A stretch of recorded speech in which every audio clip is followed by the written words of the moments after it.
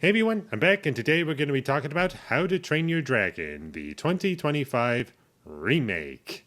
And this movie is directed by Dean DeBolis, if I pronounced that correctly, the same person who brought us the How to Train Your Dragon movies, the original, the sequel, and I believe he also did the third movie. And he also did Lilo and Stitch. And there was also a co-director on those movies.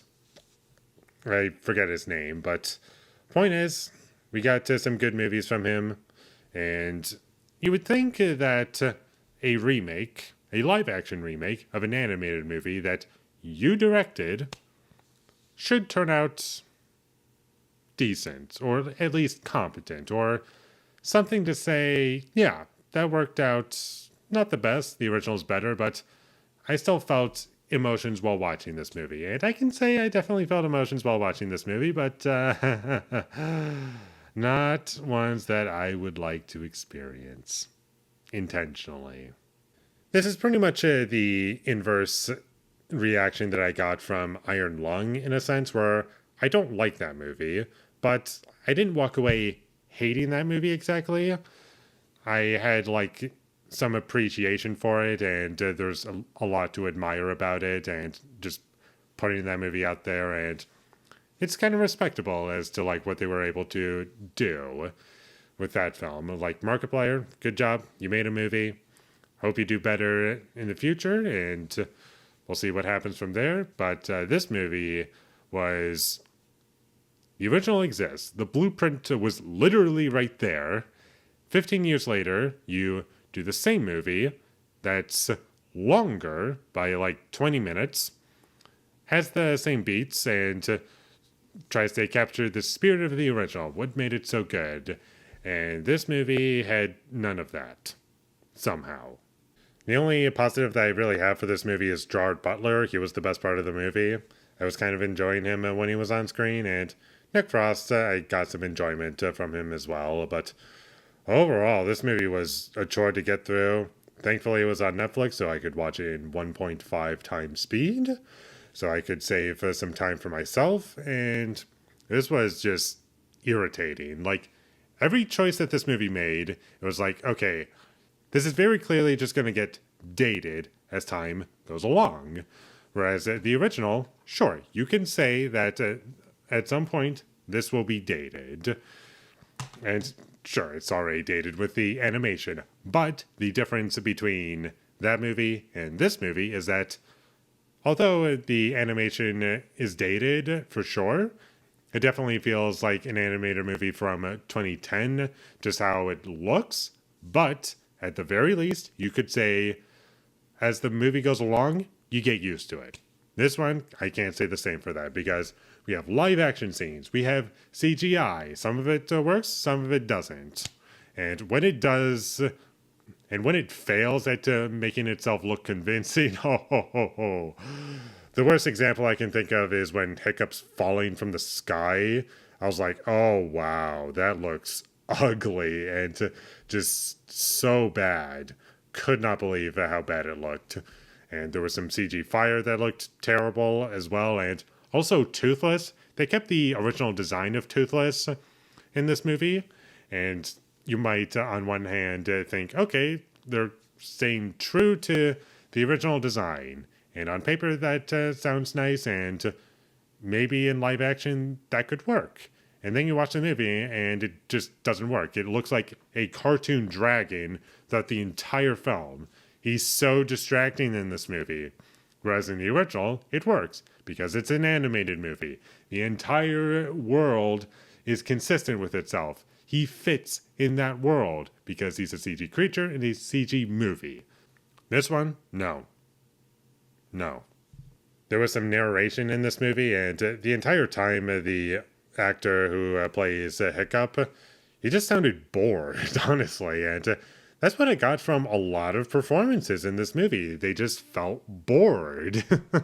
Like they weren't really in it. And I never once believed that these were characters on screen. These were just actors just going through the motions and trying to stay true to what the original was kind of going for. But unfortunately, that's not what we got. And instead, we just have this movie where It's, I guess, trying to do what the original did, just not hitting the same beats. The comedy in this movie fell flat every time it tried to make a joke. I just wasn't with it at all, and I really hate how much this film tries to over explain everything. And also, I should mention this as well. I didn't rewatch the original in preparation for it, but I have seen that movie at least twice at this point. Once when it first came out in theaters, the second when I reviewed it. So I'm at the very least familiar with it, but I just couldn't believe what I was watching. One thing that was really distracting me about Hiccup in this movie, and I could be wrong about this, but in the original, he was just a guy who was trying to prove himself, or like everyone just kind of treated him like, yeah, you're kind of just like nothing and you don't really have much of a name for yourself. And he was just trying to fit in and prove himself and be a Viking. And, you know, that's kind of interesting. And they do try to do that. But also in this movie, they treat Hiccup as if he's like a Nepo baby, like constantly beating him down, like, oh, you only have a name or are recognizable because your dad is the chief and you get all this credibility attached to you and all this. Like, you're not a real person. Like, that's how the first act of this movie felt to me. And I just felt as though, and whether or not that was in the original, it doesn't really add anything to this movie at all, unfortunately. I never once cared. It just felt like padding, and I don't understand why this movie needed to be longer than the original, because it certainly doesn't help it. I didn't feel as though I was getting more information or more from the characters of the story because it was longer. I just felt like, oh, you're just wasting my time for a bit longer. Also, the romance between Hiccup and Astrid, I never once bought in this movie. None of the action scenes were particularly exciting. There were no interesting shots throughout this movie. I do kind of somewhat remember some visuals from the original, but none of it was really captured in this movie, in my opinion. It was just, oh, you're trying to do things from the original and not doing as good of a job. The dialogue in this movie was terrible. I just couldn't stand how characters talked to one another, and it was just really irritating at times.